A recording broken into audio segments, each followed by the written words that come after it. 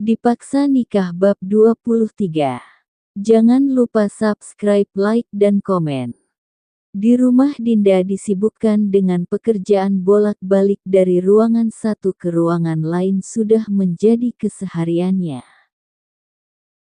Dinda menjadi dokter favorite banyak pasien karena sikap dan perlakuan yang sangat sopan membuat pasien betah. Bahkan ada yang sudah sehat sengaja berlama di sini agar terus dirawat Dinda. Usia memaksa dirinya untuk dewasa, namun semua tidak menjadi sebuah penyesalan, melainkan suatu kebahagiaan. Tidak pernah terlintas di benak bisa bertemu ibu kandungnya. Bahkan saat itu ia mengetahui nama ibu kandungnya adalah Mama Yuna bukan Mama Sofia, tapi karena hilang ingatan Papa Naldo mengganti nama karena tidak mengingat apapun termasuk nama sendiri. Selamat pagi, Bu. Bagaimana hari ini, apa ada keluhan? Tanya Dinda seraya memeriksa keadaan pasien dengan stetoskop. Saya sudah sedikit lebih baik semua karena dokter cantik. Semua keluhan saya selalu dokter atasi. Ujar pasien memuji Dinda hanya membalas dengan senyuman. Ibu juga cantik dan itu sudah menjadi tugas saya memberi kenyamanan pada pasien. Kata Dinda. Alhamdulillah keadaan ibu sudah lebih baik. Jika tidak ada keluhan lagi ibu bisa segera pulang.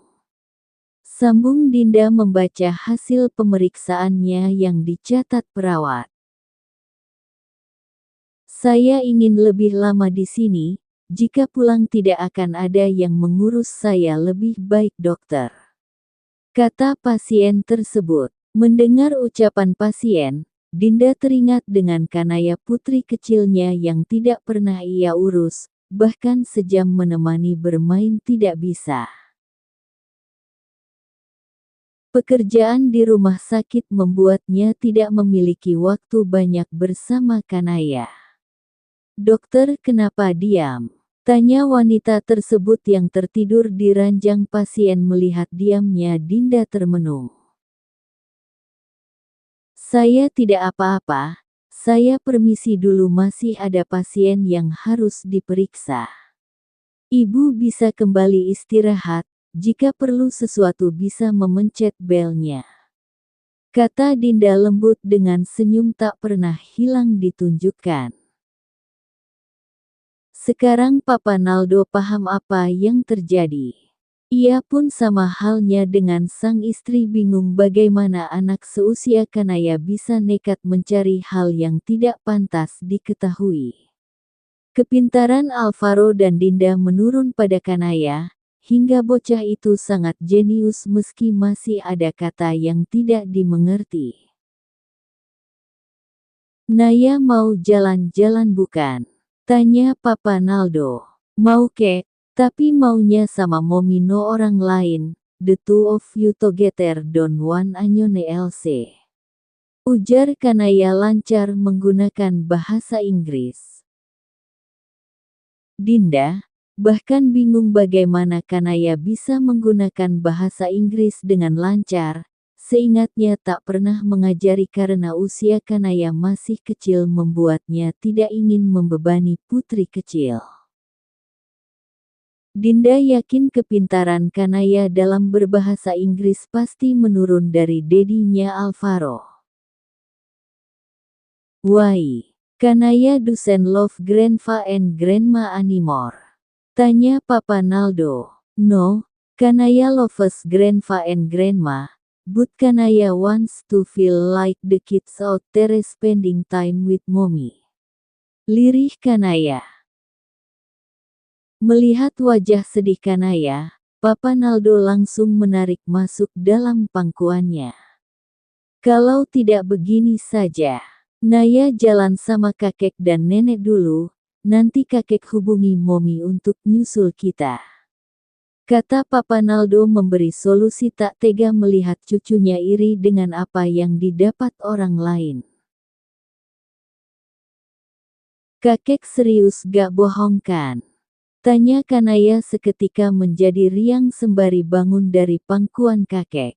Iya, kakek gak bohong. Makasih kakek, Naya sayang kakek. Kata Kanaya sembari mencium pipi kakek. Cuma sayang kakek, nenek tidak gitu. Tanya Mama Sofia dengan mode merajuk. Naya juga sayang nenek. Ucap Kanaya berpindah posisi mendekati Mama Sofia memberi kecupan sama seperti yang diberikan pada Papa Naldo. Nenek juga sayang Naya, bukan begitu kakek? Memandang sang suami yang hanya tersenyum sejak tadi melihat kebersamaannya dengan Kanaya. Iya, kakek, nenek, bahkan Momi sangat menyayangi Naya. Kanaya terdiam mendengar keganjalan pada ucapan kakek. Kenapa kakek tidak menyebut nama Dedi? Apa Dedi tidak menyayangi Naya? Tanya polos Kanaya yang belum mengetahui siapa Dedinya. Mereka sepakat untuk tidak membahas apapun mengenai Alvaro pada Kanaya. Semua yang dilakukan ada maksud tujuan. Dinda tidak ingin putrinya membenci Alvaro, bagaimana juga Alvaro Dedi kandungnya. Kanaya anak yang cepat tanggap, jika mengetahui kebenaran menyakitkan, ia yakin bocah ini akan langsung membenci Alvaro. Siang ini Alvaro akan berangkat ke LN untuk urusan kerjaan mendadak yang tidak bisa diwakili siapapun. Keberangkatannya kali ini akan menggunakan jet pribadi. Ihsan asisten pribadinya akan ikut ke LN bersamanya. Apa semua sudah beres? Tanya Alvaro tanpa menoleh, fokusnya hanya pada layar ponsel membaca email. Iya, Pak. Jawab Ihsan singkat sama halnya dengan Alvaro dingin.